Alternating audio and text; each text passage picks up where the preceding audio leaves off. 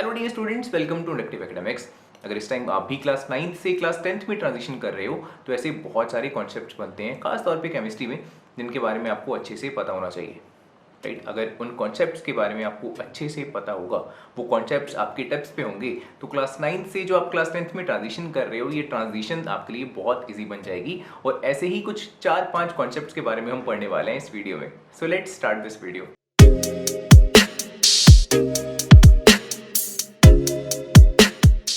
सो इस वीडियो में सबसे पहला कॉन्सेप्ट जिसके बारे में हम पढ़ने वाले हैं, that is going to be atomic number and symbols of elements. तो कोई इस वीडियो को बनाने का सोल पर्पस यही है कि अगर आपने क्लास 9th में अच्छे से पढ़ाई की हुई है, अगर आपकी प्रिपरेशन अच्छी खासी थी क्लास 9th में, फिर जो ये वीडियो है ये सिर्फ एक रिविजन पर्पस को पूरा करेगी। लेकिन मान लो अगर आप एक ऐसे स्टूडेंट हो जिसको लगता है कि क्लास 9th में प्रिपरेशन इतनी अच्छे लेवल की नहीं रही, इवन जो बेसिक कॉन्सेप्ट्स हैं वो भी आपके इतने अच्छे नहीं है, राइट, तब ये वीडियो रिवीजन नहीं बल्कि बहुत कह लो एक आपको पुश स्टार्ट प्रोवाइड करने वाली है। ठीक है, जो भी कॉन्सेप्ट्स आपको लगता है कि क्लास 9th में आपके वीक रह चुके हैं, उनको अच्छे से आपको रिवाइज करना है, लर्न करना है इस वीडियो की हेल्प से।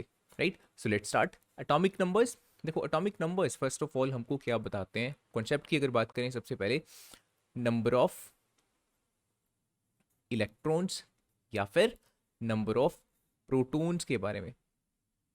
We know one thing very well कि किसी भी एलिमेंट की अगर मैं बात करूंगा, लेट्स सपोज अगर मैं कार्बन की बात करता हूं, उसमें जितने इलेक्ट्रॉन्स होंगे उतने ही प्रोटॉन्स होंगे।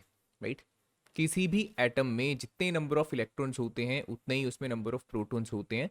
इसी वजह से ओवरऑल कोई भी एटम इलेक्ट्रिकली न्यूट्रल होता है, बिकॉज देखो इलेक्ट्रॉन्स के ऊपर नेगेटिव चार्ज, प्रोटॉन्स के ऊपर पॉजिटिव चार्ज होता है ना। अगर मैं स्पेसिफिक केस की एग्जांपल लेके आपको समझाऊं, कार्बन का एटॉमिक नंबर होता है 6। 6 का मतलब इसमें 6 प्रोटॉन्स होंगे। 6 प्रोटॉन्स का मतलब इसके ऊपर कितना पॉजिटिव चार्ज हुआ, +6 का। लेकिन इसमें 6 इलेक्ट्रॉन्स भी होंगे जिसके ऊपर होता है माइनस का charge, negative charge. That means इसमें -6 का चार्ज भी है। अब +6 -6 ओवरऑल कैंसिल आउट हो जाएगा and we will get 0 charge. Right, इसी तरह से किसी भी एलिमेंट के लिए ये चीज़ वैलिड रहने वाली है। Okay, so atomic number concept की बात हमने कर ली। एटॉमिक नंबर आपको क्या बताता है, कितने इलेक्ट्रॉन्स हैं या फिर कह लो कितने प्रोटॉन्स हैं, एक ही बात है। Right, so first of all सबसे पहला एटॉमिक नंबर किसका होता है, दैट इज द हाइड्रोजन, जिसका सिंबल होता है H। Second is the helium, symbol is He। Okay, third one is lithium. पहले ऐसा करते हैं, पहले सिर्फ नाम लिखते हैं, सिंबल्स उसके बाद में लिखेंगे लास्ट में। Okay, it will be easy. Hydrogen हो गया, helium, lithium, then comes the beryllium. यार स्पेलिंग मिस्टेक थोड़ी बहुत हो जाए तो देख लेना। Boron is the fifth one. Okay, sixth one is the carbon, then seventh is the nitrogen, eighth one is oxygen. ये आपको इसी सीरीज में याद होने चाहिए। Okay, ninth one is the fluorine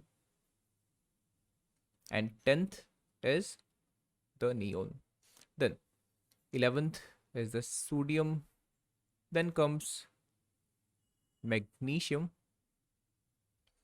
then aluminium, then silicon, then phosphorus,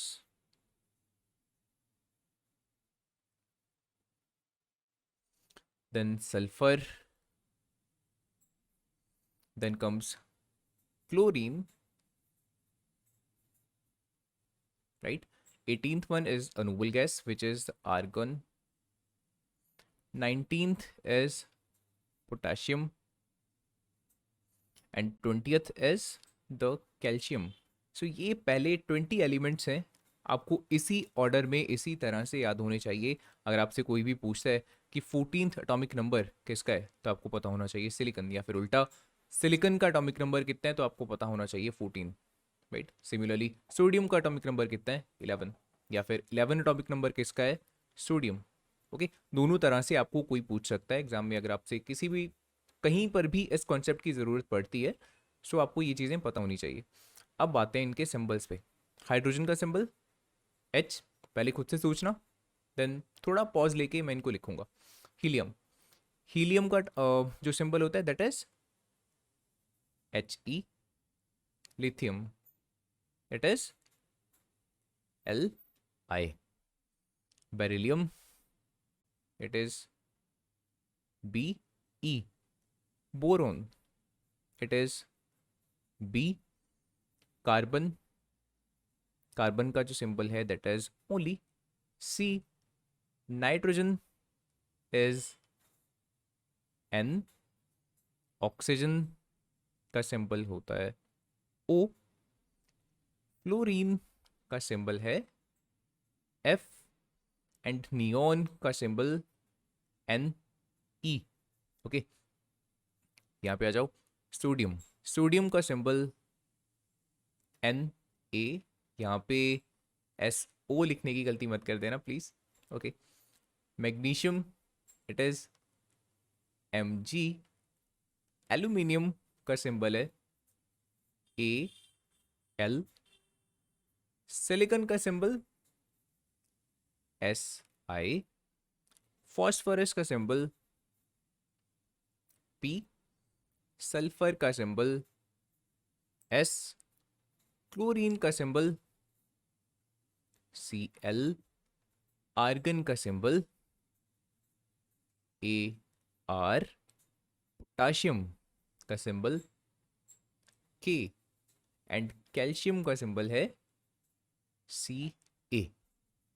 इन पहले 20 elements के अलावा कुछ और ऐसे एलिमेंट्स बनते हैं जो बहुत ज़्यादा इंपॉर्टेंट हैं। अक्सर क्लास 10th की अगर मैं बात कर रहा हूँ, बहुत सारी केमिकल रिएक्शन, बहुत सारी केमिकल इक्वेशंस में आपको इन एलिमेंट्स के सिंबल्स लिखे हुए नजर आ जाएंगे, बिकॉज ये बहुत इंपॉर्टेंट एलिमेंट्स हैं। ठीक है, so first one is the iron. इसका सिंबल क्या होगा? Is it I? बिल्कुल भी नहीं। आयरन का सिंबल है Fe।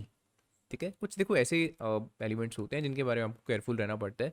कुछ एलिमेंट्स तो ठीक है जिनके बारे में अगर आपको नहीं भी पता आप गेस वर्क मार सकते हो। जैसे मान लो कहीं पे अगर आपको लिखा नजर आ रहा है Ba, राइट, और आपने सुना हुआ है कि हाँ बेरियम नाम का कोई एलिमेंट होता है, तो आप गैस लगा सकते हो कि जो ये Ba है ये बेरियम ही होगा, राइट।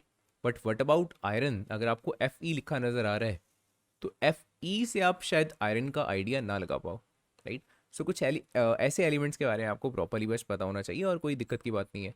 कोबाल्ट, कोबाल्ट का सिंबल इज CO। अच्छा, एक और चीज़ ये भी आपने क्लास 9th में पढ़ी होगी कि अगर किसी एलिमेंट के सिंबल में 2 लेटर्स आ रहे हैं इस तरह से, तो हमेशा पहला लेटर कैपिटल रखा जाएगा, दूसरा स्मॉल रखा जाएगा। जैसे आयरन है, आयरन का सिंबल आपने ऐसे नहीं लिखना F कैपिटल E कैपिटल, नहीं, गलत हो जाएगा वो। ये कन्वेंशन ही ऐसी है कि पहला लेटर कैपिटल, दूसरा लेटर छोटा। व्हाट अबाउट निकल? निकल का सिंबल है Ni।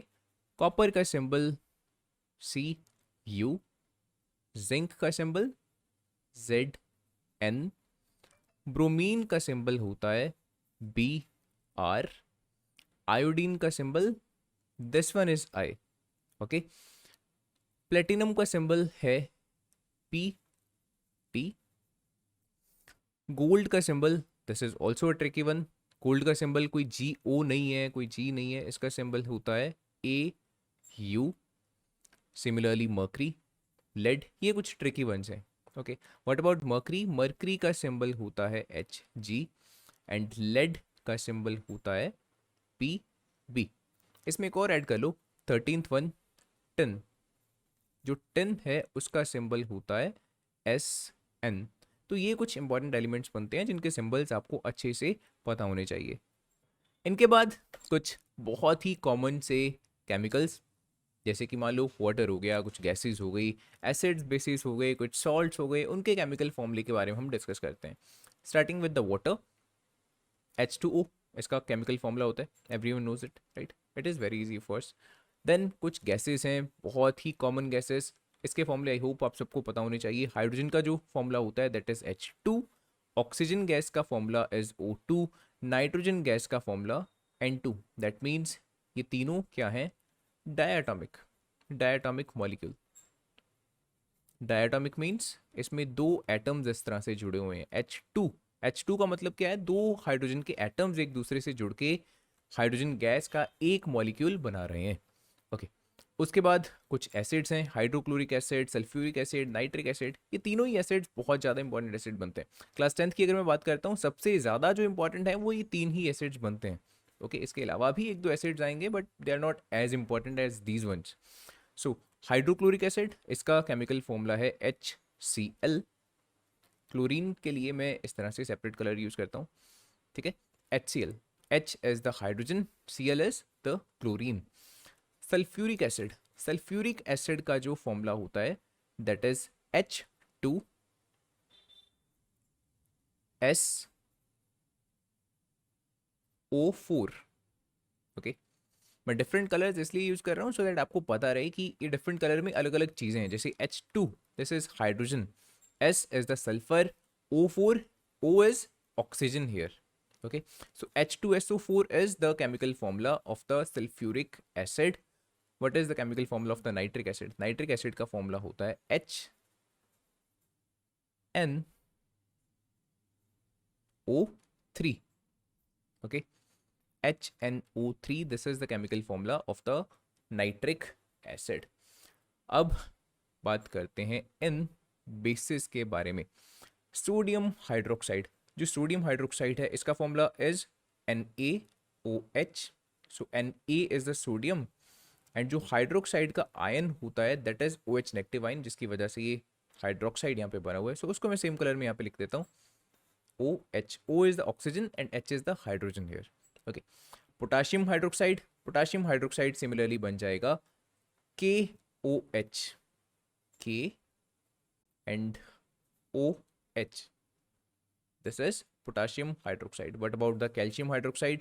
It will be CaOH2. Now, depending on your preparation in the class 9th, you might wonder or might not as well that calcium hydroxide का जो ये formula है इसको हमने इस तरह से रिप्रेजेंट क्यों किया। जैसे देखो, सोडियम हाइड्रोक्साइड को हमने लिखा NaOH, राइट, इन तीनों में हाइड्रोक्साइड आ रहा है ना, इसलिए मैं बात कर रहा हूँ। सोडियम हाइड्रोक्साइड को हमने लिखा NaOH, पोटाशियम हाइड्रोक्साइड के लिए लिखा हमने KOH। तो कैल्शियम हाइड्रोक्साइड को हमने ऐसे क्यों नहीं लिखा CaOH? इसके लिए इस तरह से CaOH2 हम इसको क्यों लिख रहे हैं, राइट। अगर आपने पॉलीटॉमिक आइंस के बारे में पढ़ा हुआ है प्रॉपर्ली, वो आपको याद है, वैलेंसी कैलकुलेट करके क्रिस क्रॉस मेथड से आपको बेसिकली इसके फॉर्मूले को कैलकुलेट करना आता है, then well and good, right. आपको इस चीज़ के बारे में पता होगा कि कैल्शियम हाइड्रोक्साइड का फॉर्मूला CaOH2 क्यों है या CaOH क्यों नहीं है, what is the mistake in this, right. लेकिन अगर आपको नहीं पता कोई बात नहीं, टेंशन की बात नहीं है, इसी वीडियो में इसको भी हम कवर करने वाले हैं, राइट। फर्स्ट ऑफ ऑल हम वैलेंसी देखेंगे कैसे कैलकुलेट होती है, उसके बाद जो पॉलीटॉमिक आइंस का फॉर्मूला होता है किस तरह से बनता है उसके बारे में भी हम इस वीडियो में डिस्कस करने वाले हैं। The next concept, very important one, is the valency. किसी भी एलिमेंट की वैलेंसी बताती है उसकी combining power with the hydrogen, right. In simple words, देखो वैलेंसी को इंटरप्रेट करने के बहुत सारे मेथड्स होते हैं। जो एक तरीका होता है वो इस तरह से होता है कि कोई भी एलिमेंट कितने हाइड्रोजन के एटम्स के साथ कंबाइन कर पा रहा है, दैट इज इट्स वैलेंसी। जैसे मैं ऑक्सीजन की बात करूंगा, राइट, वी नो H2O एक स्टेबल कंपाउंड है। इसमें अगर मैं बात करता हूं तो ऑक्सीजन का एक जो एटम है वो हाइड्रोजन के दो एटम्स के साथ जुड़ा हुआ है, राइट। इट मीन्स ऑक्सीजन की इटसेल्फ, यहाँ से इस कंपाउंड को देखकर आप बता सकते हो कि वैलेंसी कितनी होगी, 2 होने वाली है, बिकॉज दो हाइड्रोजन के साथ इसने कंबाइन किया हुआ है अपने आप को, इसकी कंबाइनिंग पावर कितनी है, 2 है। सिमिलरली अगर मैं बात करता हूँ देखो HCl की, यहाँ से आप देख के बता सकते हो क्लोरीन की जो वैलेंसी होगी वो कितनी होगी, 1 होगी, राइट। लेट्स से अगर मैं H2SO4 सल्फ्यूरिक एसिड की बात करता हूँ, यहाँ से अगर मैं सल्फेट आयन की बात करूंगा, इसकी ओवरऑल वैलेंसी की अगर मैं बात करता हूँ तो SO4 की वैलेंसी कितनी होगी, 2 होने वाली है, बिकॉज ये भी दो हाइड्रोजन के एटम्स के साथ जुड़ा है, ठीक है। इसके अलावा आप किस तरह से कैलकुलेट कर सकते हो वैलेंसी को, उसके लिए आपको किसी भी एलिमेंट का एटॉमिक नंबर पता होना चाहिए। जैसे कि देखो ऑक्सीजन है, ऑक्सीजन की अगर आपने वैलेंसी कैलकुलेट करनी है, right, by atomic number, you need to know कि इसका एटॉमिक नंबर 8 है, इसकी कॉन्फ़िगरेशन जो है 2,6 है, मींस पहले शेल में 2 इलेक्ट्रॉन्स आएंगे और जो दूसरा शेल होता है एल शेल उसमें 6 इलेक्ट्रॉन्स आएंगे। अब देखो आपको पता होना चाहिए कि जो आखिरी शेल होता है वैलेंस शेल, जो यहाँ पर एल शेल है बेसिकली, इसमें मैक्सिमम कितने इलेक्ट्रॉन्स अकोमोडेट हो सकते हैं, एल शेल में आ सकते होते हैं एट मैक्सिमम 8 इलेक्ट्रॉन्स, जो कि फिलहाल यहाँ पर नहीं मौजूद हैं। फिलहाल इसमें सिर्फ 6 इलेक्ट्रॉन्स प्रेजेंट है। दैट मीन्स 2 और इलेक्ट्रॉन्स इसमें आ सकते हैं जो यहाँ पर फिलहाल नहीं है। दैट मीन्स ऑक्सीजन की टेंडेंसी क्या रहेगी, 2 इलेक्ट्रॉन्स को गेन करना या लूज करना, गेन करना। ठीक है, इसकी टेंडेंसी, कोशिश ये रहने वाली है कि किसी तरह से किसी और एलिमेंट से 2 इलेक्ट्रॉन्स इसको मिल जाएं और इसका जो एल शेल है वो कंप्लीट हो जाए। दैट मीन्स इसका ऑक्टेट कंप्लीट हो जाए, जिसकी वजह से ये स्टेबल हो सके। कोई भी एलिमेंट जिसका ऑक्टेट कंप्लीट है या आखिरी शेल फुली फिल्ड है, वो क्या होता है, कंप्लीटली स्टेबल होता है। और हर कोई एलिमेंट यही चाहता है कि वो स्टेबल हो सके। ठीक है, अब यहाँ पे हम बोल रहे हैं कि ऑक्सीजन 2 इलेक्ट्रॉन्स को गेन करना चाहेगा to become stable. This is the valency. Valency इसी तरह से आप कैलकुलेट करते हो कि स्टेबल होने के लिए उसको कितने इलेक्ट्रॉन्स गेन या फिर लूज करने पड़ेंगे। That is valency of that element. Okay, so oxygen की वैलेंसी कितनी हो जाएगी, 2। सिमिलरली लेट्स सपोज आपको कैलकुलेट करनी हो ऑक्सीजन की जगह कोई और एलिमेंट कंसिडर करते हैं, लेट्स से सोडियम। ठीक है, सोडियम का एटॉमिक नंबर होता है 11। कॉन्फ़िगरेशन बनेगी 2 8 1। पहले शेल में 2 इलेक्ट्रॉन्स, अगले में अगले में 8 इलेक्ट्रॉन्स और अगले में 1। ठीक है, के शेल में 2 इलेक्ट्रॉन्स हैं, एल शेल में 8 इलेक्ट्रॉन्स हैं, एम शेल में सिर्फ यहाँ पर 1 इलेक्ट्रॉन प्रेजेंट है। अब यहाँ एम शेल की अगर मैं बात करता हूँ, देखो ऐसा कह सकते हैं कि एम शेल में 18 इलेक्ट्रॉन्स आ सकते हैं, but we have also studied in the class 9th की जो आउटर मोस्ट शेल होता है, अगर उसमें 18 आ भी सकते हैं तो भी आपने 18 डायरेक्टली उसमें फिल नहीं करने हैं। अगर वो आउटर मोस्ट शेल है, आउटर मोस्ट शेल में 8 से ज़्यादा आप फिल नहीं कर सकते हो। चाहे वो एल शेल हो, चाहे वो एम शेल हो, चाहे वो एन शेल हो, जो मर्जी वो शेल हो, अगर वो आउटर मोस्ट शेल है किसी भी एलिमेंट के लिए, उसमें आप 8 ही फिल करोगे। राइट, सो यहाँ 1 इलेक्ट्रॉन फिलहाल प्रेजेंट है। मैक्सिमम कितने आ सकते हैं, सिर्फ 8 इलेक्ट्रॉन्स आ सकते हैं। दैट मीन्स 7 इलेक्ट्रॉन्स आ तो हो सकते हैं, लेकिन क्या ये ऐसा करना चाहेगा, 7 इलेक्ट्रॉन्स को और गेन करना चाहेगा? The answer is no. इसके लिए बहुत डिफिकल्ट रहने वाला है। उसके बजाय ये क्या करना चाहेगा, जो ये 1 इलेक्ट्रॉन है इसके पास, उसको भी डोनेट करना चाहेगा, सो दैट इसके पास सिर्फ 2 ही शेल बच जाएं, सिर्फ के शेल और एल शेल। ऐसा करके भी देखो इसका ऑक्टेट कंप्लीट हो जाएगा। ठीक है, अब आप खुद सोच सकते हो कि 1 इलेक्ट्रॉन को डोनेट करना डिफिकल्ट रहने वाला है या फिर 7 इलेक्ट्रॉन्स को गेन करना। ऑफ कोर्स 7 इलेक्ट्रॉन्स को गेन करना is very very difficult.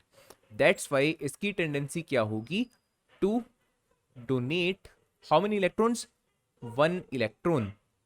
It means sodium की वैलेंसी कितनी है, 1। Next topic is simple and polyatomic ions, जिसमें हम कैटायंस एंड एनायंस के बारे में डिस्कस करेंगे। First of all you need to know what is the difference between simple and polyatomic ion. देखो, अगर मैं बात करता हूँ अमोनियम आयन की, NH4 पॉजिटिव, अब यहाँ पे नाइट्रोजन भी जुड़ा हुआ है, हाइड्रोजन भी जुड़ा हुआ है। दैट मीन्स एक से ज़्यादा एटम्स हैं, राइट। और पॉली एटॉमिक आयन का यही मतलब होता है, एटम से एटॉमिक वर्ड बना है। पॉली मीन्स एक से ज़्यादा, जैसे पॉलीगॉन होता है जिसकी एक से ज़्यादा साइड्स हो सकती हैं, this is a polygon, right. उसी तरह से पॉली एटॉमिक आयन एक ऐसा आयन जिसमें एक से ज़्यादा एटम्स इन्वॉल्व हों। सो ये जो अमोनियम आयन है, जैसे ये दूसरा हो गया, ये दोनों पॉली एटॉमिक आयन्स की एग्जांपल्स हैं। लेकिन अगर कोई ऐसा कैटायन या एनायन हो जिसमें सिर्फ एक ही एटम इन्वॉल्व हो, जैसे H पॉजिटिव, इसमें सिर्फ हाइड्रोजन है, इसको क्या बोलेंगे, it is a simple cation. Okay, so I hope the difference is first of all very clear. अब बात करते हैं कुछ सिंपल एंड पॉलीएटॉमिक कैटायंस के बारे में। So first of all this is ammonium ion. इसमें देखो फर्स्ट ऑफ ऑल आपको इसका नेम पता होना चाहिए, इसका फॉर्मूला और इसका चार्ज पता होना चाहिए। दैट इज NH4, 1 पॉजिटिव का इसके ऊपर चार्ज होता है, सिर्फ एक positive. Okay, then this is hydronium ion. Hydronium ion जिसका फॉर्मूला होता है H3O पॉजिटिव, 1 पॉजिटिव का इसके ऊपर भी चार्ज है। उसके बाद ये सारे अब देखो सिंपल कैटायंस हैं, right, these are not polyatomic ones. Silver के ऊपर 1 पॉजिटिव का चार्ज है, हाइड्रोजन के ऊपर 1 पॉजिटिव का चार्ज, पोटाशियम के ऊपर 1 पॉजिटिव का चार्ज, कैल्शियम के ऊपर 2 पॉजिटिव, जिंक के ऊपर 2 पॉजिटिव, बेरियम के ऊपर 2 पॉजिटिव, एल्यूमिनियम के ऊपर 3 पॉजिटिव का चार्ज। अब देखो इनमें से कुछ केसेस में आप इसको डेफिनेटली कैलकुलेट भी कर सकते हो फ्रॉम द एटॉमिक नंबर, बहुत ज़्यादा कोई डिफिकल्ट बात नहीं है, लेकिन बिकॉज ये कुछ बहुत ही कॉमन वंस हैं, इसलिए आपको याद अगर इनको रखोगे तो आपको बहुत सारा टाइम भी बचेगा, राइट, बहुत हेल्प होगी आपकी। अदरवाइज देखो, जैसे मान लो ये कैल्शियम है, कैल्शियम का एटॉमिक नंबर होता है 20, राइट। 20 अगर है इसका एटॉमिक नंबर, इसकी कॉन्फ़िगरेशन बनेगी 8 8 16 and 2 18 and 2। This is it's electronic configuration. आखिरी शेल में कितने इलेक्ट्रॉन्स यहाँ पे इसके पास प्रेजेंट हैं? 2 इलेक्ट्रॉन्स। अब ये क्या कोशिश करेगा? इन 2 इलेक्ट्रॉन्स को डोनेट कर दे किसी को। अब जैसे ही ये इन 2 इलेक्ट्रॉन्स को किसी को डोनेट करेगा, इसके ऊपर कौन सा चार्ज आ जाने वाला है? 2 पॉजिटिव का। जब कोई इलेक्ट्रॉन गेन करता है तो नेगेटिव चार्ज आता है, जब इलेक्ट्रॉन्स को डोनेट करता है तो पॉजिटिव चार्ज आता है। और जितने इलेक्ट्रॉन्स को डोनेट करेगा उतना पॉजिटिव चार्ज आएगा। अगर 2 इलेक्ट्रॉन्स डोनेट करें 2 पॉजिटिव, अगर 3 करता 3 पॉजिटिव, बट यहाँ पे आखिरी शेल में सिर्फ 2 है इसलिए 2 पॉजिटिव का चार्ज आएगा। सो डायरेक्टली भी आपको आप इस तरह से कैलकुलेट कर सकते हो कि कैल्शियम के ऊपर कितना चार्ज आने वाला है, 2 पॉजिटिव का, जो मैंने यहाँ पे लिखा हुआ है। बट फायदा होगा अगर आप इनको याद रखोगे। कुछ केसेस में तो आपको डेफिनेटली याद रखने का बहुत बेनिफिट होगा, जैसे सिल्वर। अब यहाँ पे सिल्वर का आप एटॉमिक नंबर याद रख के इसकी इलेक्ट्रॉनिक कॉन्फ़िगरेशन निकालने नहीं बैठोगे, राइट, बिकॉज इसका जो एटॉमिक नंबर है ये बहुत बड़ा होगा, और इसके लिए एटॉमिक कॉन्फ़िगरेशन अगर आप निकालने बैठोगे, वहाँ से अगर चार्ज कैलकुलेट करोगे तो बहुत ही डिफिकल्ट और बहुत टाइम कंज्यूमिंग प्रोसेस हो जाएगा। डायरेक्टली याद रखो सिल्वर के ऊपर कितना चार्ज है, +1 का चार्ज है। आखिरी जो 2 एलिमेंट्स हैं, कॉपर एंड आयरन, ये कुछ स्पेशल केसेस हैं। स्पेशल के सेंस में दैट मीन्स ये मल्टीपल वैलेंसीज को एग्जिबिट करते हैं। जो कॉपर होता है, ये कॉपर 1 पॉजिटिव का आयन भी फॉर्म करता है और कॉपर 2 पॉजिटिव का आयन भी फॉर्म करता है। ओके, इन सम केसेस आपको ये देखने को मिलेगा, इन सर्टेन केसेस आपको ऐसा आयन देखने को मिलेगा। सो रिमेंबर, +1 और +2 दोनों केसेस पॉसिबल हो सकते हैं। एंड आयरन के लिए भी कुछ ऐसा ही है, iron 2 positive and iron 3 positive, ये भी एस फॉर्म में भी प्रेजेंट हो सकता है आयरन का जो कटाइन है, और आयरन 3 पॉजिटिव की फॉर्म में भी प्रेजेंट हो सकता है। ओके, सो ये कुछ common simple and polyatomic cations बनते हैं। अब बात करते हैं last simple and polyatomic anions के बारे में। So these are the simple anions, these are the polyatomic anions. First of all simple anions की अगर मैं बात करता हूँ, देखो पहले मैं इनका नेम लिखता हूँ यहाँ पे। This is the oxide ion, this is hydride ion, this is chloride ion. एक चीज आप देख रहे हो, ये जितने भी सिंपल अनाइंस हैं they are all ending in IDE। This is sulphide ion and this is nitride ion. सबकी जो एंडिंग हुई है वो हुई है IDE से। ओके, सो जब भी आप IDE देखते हो, in more than 90% of the cases you can be very sure that it is a simple anion. Okay, why more than 90%? Because there are certain exceptions. Okay, 90 की जगह वो 95 भी हो सकता है, because a couple of exceptions हैं, जैसे कि जो कुछ कॉमन एक्सेप्शंस हैं मैं वो बता रहा हूँ। There is the hydroxide ion and there is the cyanide ion. देखो, this is also polyatomic ion, this is also polyatomic ion. यहाँ ऑक्सीजन और हाइड्रोजन के एटम्स इन्वॉल्व हैं, यहाँ कार्बन और नाइट्रोजन के एटम्स इन्वॉल्व हैं, लेकिन तब भी पॉलीएटॉमिक होने के बावजूद इनकी एंडिंग IDE से होती है। This is called hydroxide ion and this is called the cyanide ion.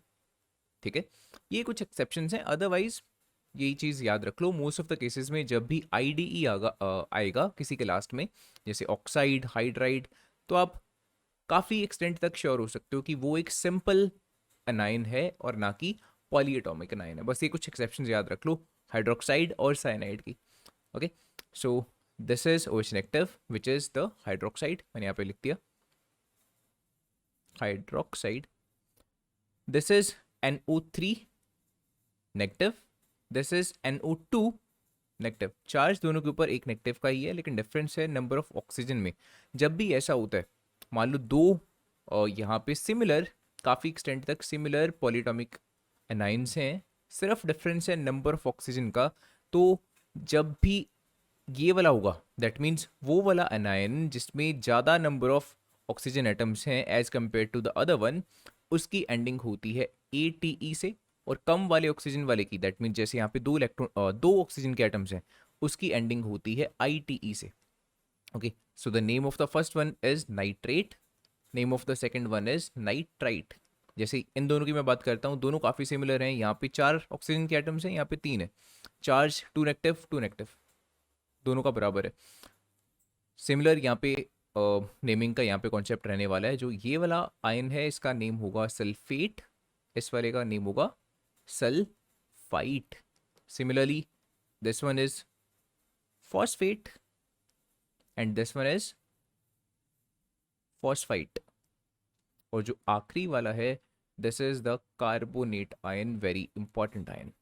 Okay, so ये जितने भी अनायंस बनते हैं इनके नेम्स आपको अच्छे से याद होने चाहिए और इनके जो चार्जेस हैं वो अच्छे से याद होने चाहिए। जैसे मान लो कार्बोनेट का जो एनायन है, यू नीड टू नो कि इसके ऊपर जो चार्ज होता है दैट इज 2 नेगेटिव।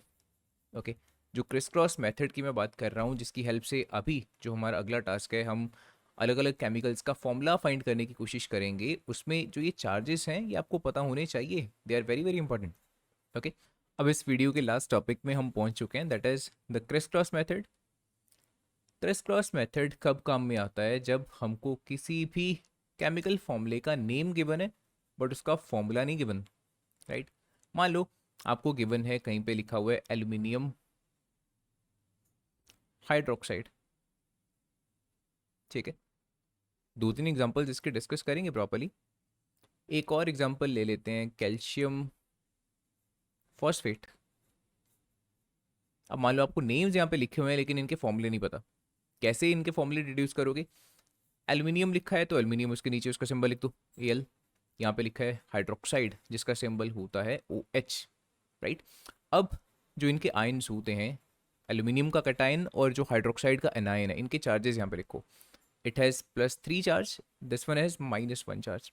अब इन चार्जेस को आपको क्या करना है? Cross multiply. इस 3 को यहाँ मल्टीप्लाई करना है OH के साथ और इस 1 को एल्यूमिनियम के साथ। और हाँ, इन साइंस को आप नज़रअंदाज यहाँ पे बिल्कुल करके चलोगे, प्लस या माइनस भूल जाओ, यहाँ पे लगा हुआ है फिलहाल।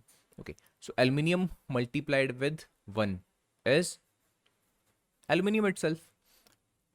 हाइड्रोक्साइड मल्टीप्लाइड बाय 3, इसको आप कैसे लिखोगे? OH ब्रैकेट में यहाँ इसकी सबस्क्रिप्ट लिखी जाएगी 3, OH के पैर में लिखा जाएगा 3। इट मीन्स एल्यूमिनियम के एक आयन के साथ, जो एल्यूमिनियम का एक कटायन था उसके साथ हाइड्रोक्साइड के 3 आयन्स या 3 अनायंस अटैच हैं, जुड़े हुए हैं, ठीक है। So this is the chemical formula of the aluminium hydroxide AlOH3।